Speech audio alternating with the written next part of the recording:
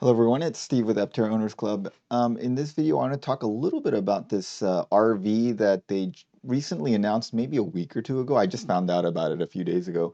It's called the Lightship One. Very interesting concept. There's a lot of um, cool ideas they have. Now, it's completely impractical for the Aptera because the thing weighs like 8,000 pounds and there's no way you're going to tow that with the Aptera. But it is, I think there's a lot of things about it that are cool and unique, and maybe someone could design a trailer for the Aptera that would be similar to it. Now, the current iteration, the launch edition, I don't see a trailer hitch. They've talked about a trailer hitch, a year or two back, and they said that initial specifications were like you could pull something really light, like a 300-pound trailer. So that would mainly be for like pulling like bike trailers and things like this, but you can make a camping trailer that's that light. And I'll show you a few examples later on in this video. All right, so let's kind of go through this. Uh, so it's an all-electric trailer, and basically the gist of it is you have this trailer and it squishes down into road mode, and then it pulls up like you saw in the video, and it becomes much taller. I think it's almost 10 feet tall, and the inside height is like over 7.5 feet. I think it's about 7.5 feet, so really spacious. It's a very high-end trailer. I have no idea how much it costs. I'm guessing it's very, very expensive. Here, we'll push this reserve button, see if they tell you the price. It's 3 times as aerodynamic as a classic travel trailer. That's probably not saying much since most trailers are literal bricks. So they're like pretty much the least aerodynamic thing you can have out there. So this is 3 times as aerodynamic as that. And you can see the basic sort of teardrop shape from above and from the side profile. There's a bit of a teardrop shape. If they made this more of a boat tail, that'd be they'd probably get way more aerodynamics out of it. This cutoff back is a semi camback design, but they definitely get more if you put a boat tail on it. All right, so yeah, so this is the road mode, which you can see is just about the same height as this Rivian that's pulling it, and then it goes to camp mode where the thing expands upward, and it has tons of windows. Looks amazing actually. Has an outside kitchen like with an inductive cooktop. Um, and basically they want to make something very aerodynamic, which helps because by making it into road mode, the frontal area is a lot less, even if the coefficient of drag wasn't better. That alone would make it better, which is the idea of pop-up trailers, and many people have pop-up trailers. But this is both shaped aerodynamically and also reduces frontal area. They have a low cross profile at 6 feet 9 inches, and this thing has internal batteries in there, and they're along the floor, which makes it really low to the ground. Okay, built to last, camp kitchen. This is cool. It's got a little sink and an inductive cooktop. Obviously, tons of windows around the whole thing. Okay, and this is the interesting thing: the 300 miles of all electric range. So the problem with, we've all seen the videos about Ford F-150s towing and Rivians towing. Once these electric trucks start towing things, their range it drops fairly precipitously. So towing isn't a forte for EVs right now. So what they did with this trailer is they put a drive unit into the RV itself with its own battery pack. So here's some pictures of it. Looks amazing. Looks great. Has an inside kitchen and an outside kitchen. And then you can turn it into sleeping mode. I think it sleeps 4 to 6 people. Has like a great, nice bathroom. Um, yeah, the lounge and the views are good. Um, and large electric, there's like a oven and a stove top and a refrigerator, all that stuff. Okay, nice bathroom. Okay, so yeah, interior height's 7.5 feet. So no, unless you're freakishly tall, you're not gonna have any problems with headroom. 4 to 6 people. Has this cool awning. So this is like the thing that I think if someone were to design a a camper for the Aptera, I think like these are the things that you would want. Like you put solar panels on the roof of the thing and have an awning that spreads out and increases the solar things.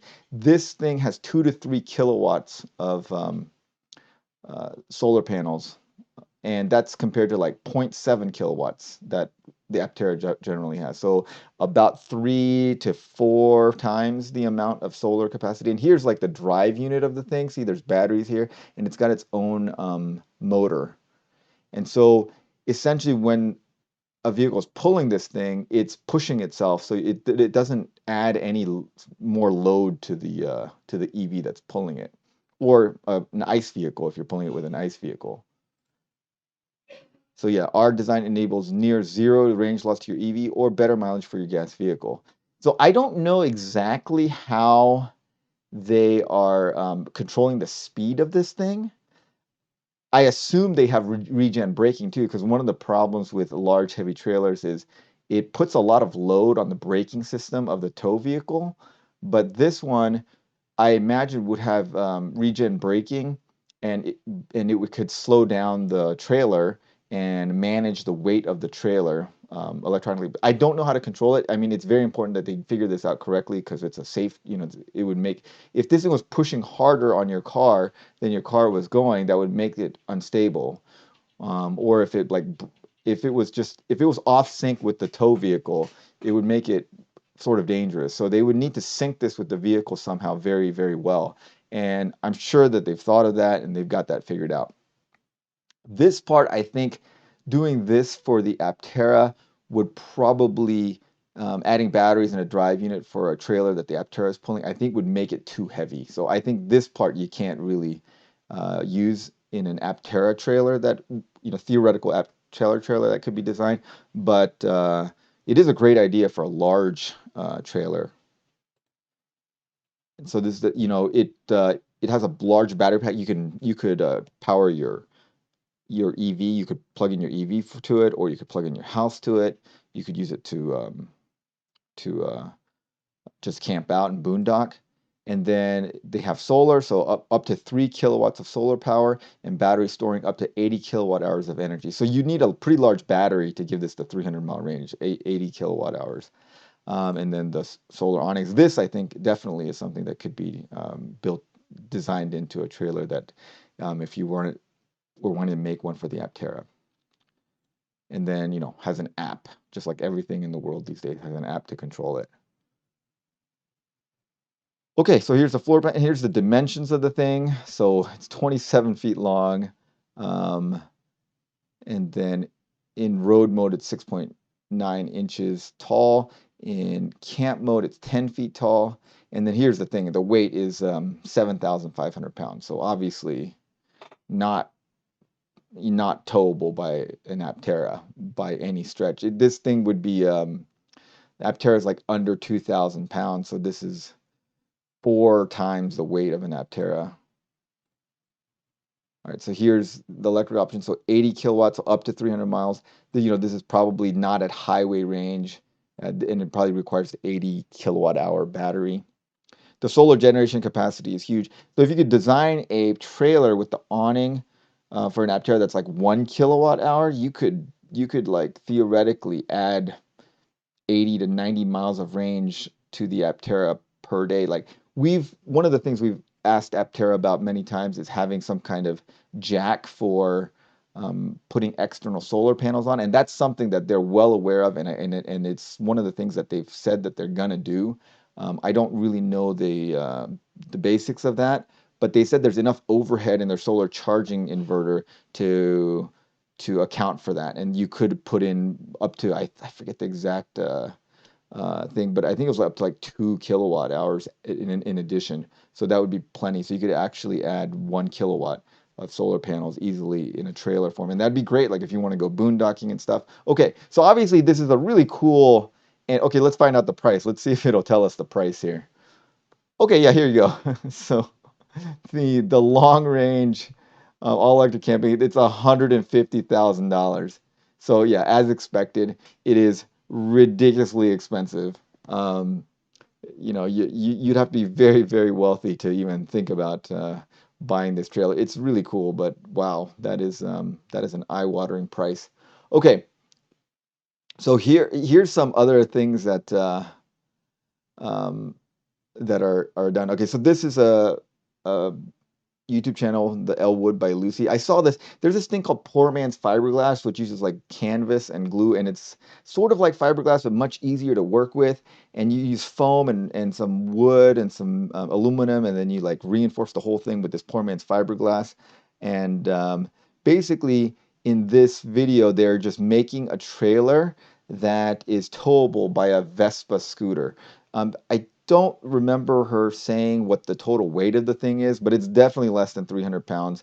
And if it can be towed by a Vespa scooter, it can definitely be towed by an Aptera. So let's just jump ahead to the end and let's see here. Yeah, this is what it kind of looks like. So this one is a teardrop trailer, which makes it a little more aerodynamic, but it's not expandable. I really think it'd be cool to make it expandable. Okay, so you see there, it's being pulled by a Vespa uh, scooter. So yeah, really cool. And here's another example. This is another guy who drew build stuff. You guys might know of this channel. So this is another thing. He has like a pull-out kitchen on this. This is again another teardrop trailer. This is one, he says the weight of this thing was 130 pounds. Now, obviously using bicycle wheels, so I don't think that this is like highway capable or anything. So you'd have to use different wheels that can, withstand more